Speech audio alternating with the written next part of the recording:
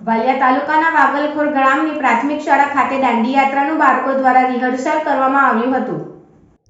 વાલિયાના વાગલખોર ગામની પ્રાથમિક શાળા ખાતે એક બાળક ગાંધીજી બની બાકીના બાળકો ગાંધીજીના દાંડી સૈનિકો બની અંગ્રેજોના મીઠાના કાયદાનો ભંગ કરવા સવિનય કાનૂન ભંગ માટે દાંડી યાત્રાનું રિહર્સલ કરી શાળામાં બનાવેલ મીઠાના અગરમાંથી મીઠું ઉપાડી અંગ્રેજોએ કરેલા મીઠાના કાયદાનો વિરોધ નોંધાવ્યો હતો।